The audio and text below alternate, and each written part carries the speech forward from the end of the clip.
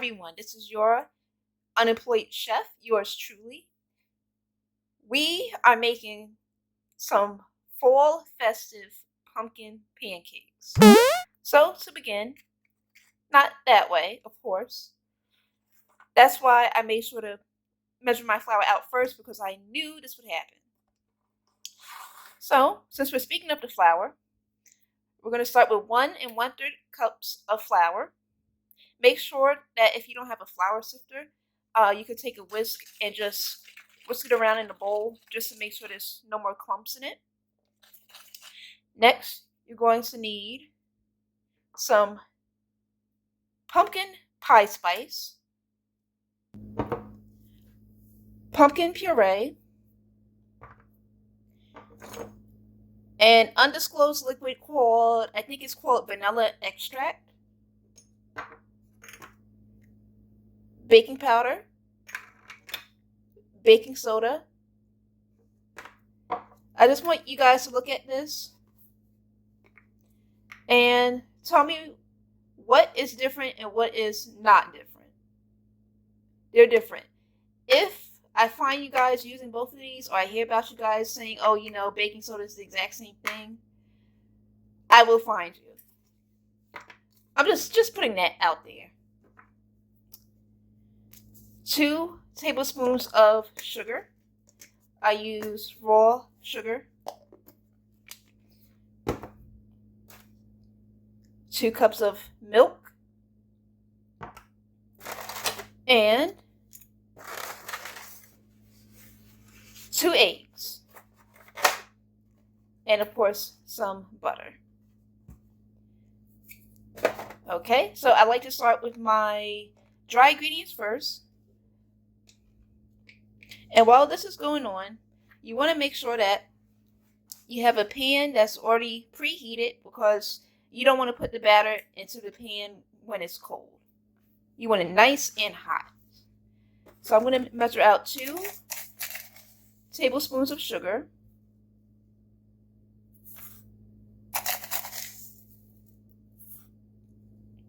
That's done. Give that a good whisk. I like to make sure all of my ingredients are evenly incorporated.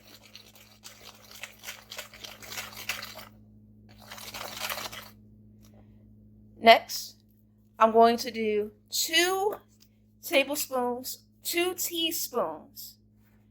of baking soda. I'm sorry, 1 teaspoon of baking soda.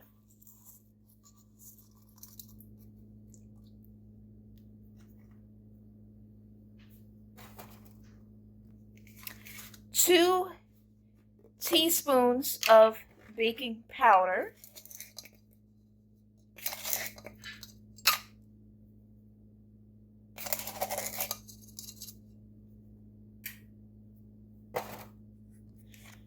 Whisk it around. And I'm trying to get my pan to get to a medium heat. So it's about a 5 on my stove. Now, time to add in my cinnamon.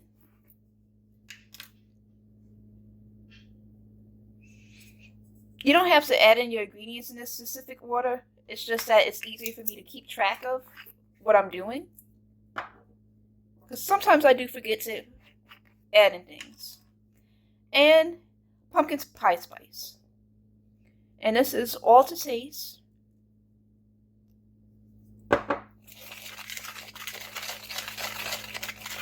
Give that a good mix.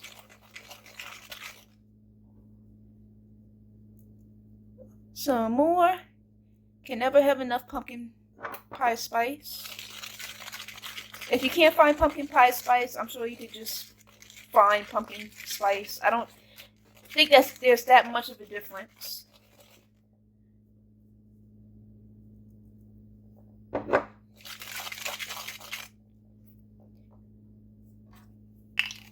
Okay, that's it for my dry ingredients. And now it's time for my wet ingredients. So I'm going to start out with my 6 ounces of my pumpkin puree. This is pretty easy to find in the store. That's about 6 ounces right there.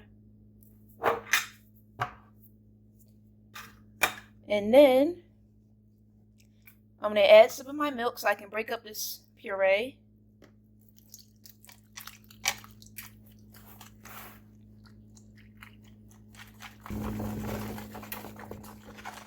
And then most importantly, since you don't want any extra flour clumps in your batter, I'm just going to take my rubber spatula and just get it off from the sides of the bowl. You do not want clumps in your pancakes.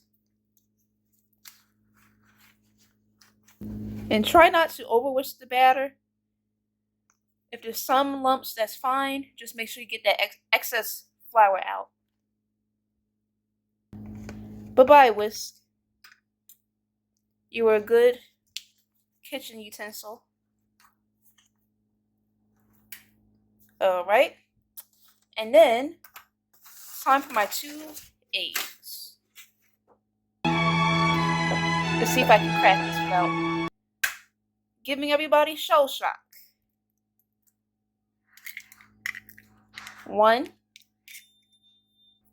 And egg number 2. Right? And I'm going to bring back my whisk and just lightly beat it into the batter. I should have done this in a bowl.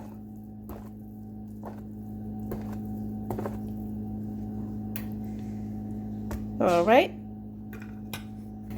And since I'm feeling a little loose with my money today, I'm going to do 2 capfuls of vanilla.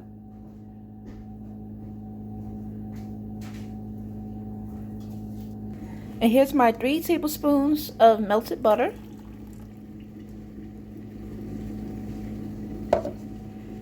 And my ladle. Give that a mix. Okay. And here's the fun part. Take some extra butter, and you have to be very, very quick with this since you don't want to burn the butter or the pancakes. You know, that's kind of important. And right now my pan should have a nice sizzle. I'm just going to sprinkle some water, and if it makes that sound, it's hot enough. Get your butter, melt some in a pan, and then I would say this is about 1/3 of a cup of batter.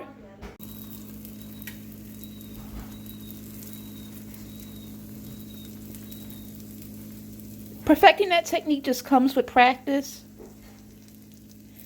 One trick is to just let the batter just fall out of the ladle and just set first in the pan and then slowly spread the ladle around on the outside of the batter. And since pumpkin pancakes tend to be a little bit more heftier or thicker, I just had to say that.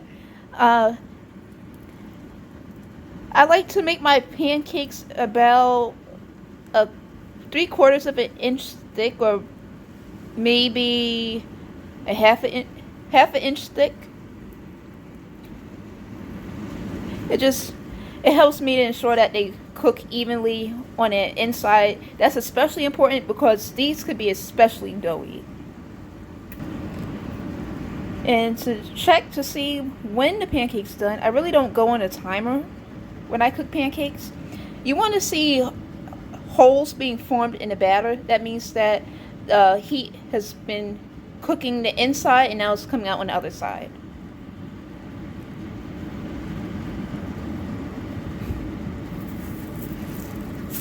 So I'm just checking my pancake. And if you jiggle the pancake and it's pretty liquidy, I will say let it cook for another 2 minutes. on that side. So all in all, I think it's about 3 minutes per side, plus or minus. So it's not as jiggly anymore. So I'm going to pray first and hope that this lands. Ready, set, go. Oh, voila. That's perfect. Not that I was surprised or anything. Now I'm going to let this cook for about, I would say about 2 minutes. And I'm just going, it's always helps to check the underside. And I think it's done. Now for my second victim.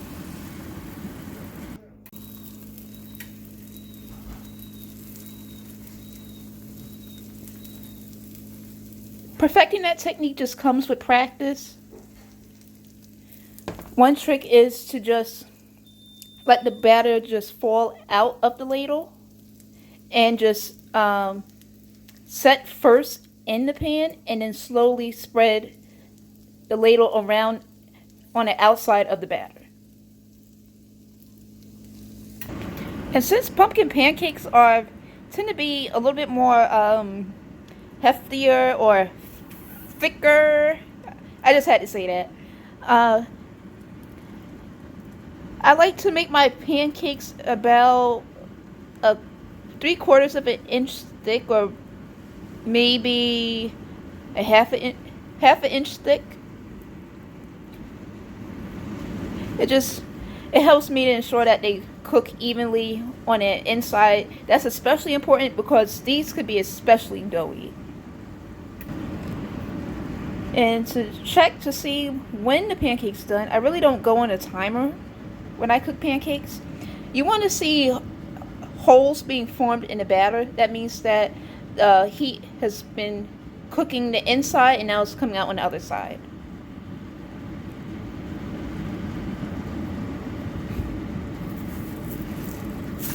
So I'm just checking my pancake. And if you jiggle the pancake and it's pretty liquidy, I will say let it cook for another 2 minutes on that side. So all in all, I think it's about 3 minutes per side, plus or minus. So it's not as jiggly anymore. So I'm going to pray first and hope that this lands. Ready, set, go. Oh, voila. That's perfect. Not that I was surprised or anything. Now I'm going to let this cook for about, I would say about 2 minutes. And I'm just going, it's always helps to check the underside. And I think it's done. Now for my second victim. And here you go, folks. These are my delicious, very festive fall pumpkin pancakes. I hope you enjoyed this video. I can't wait to dig in. As you can see, this is your unemployed chef, and always chase that young.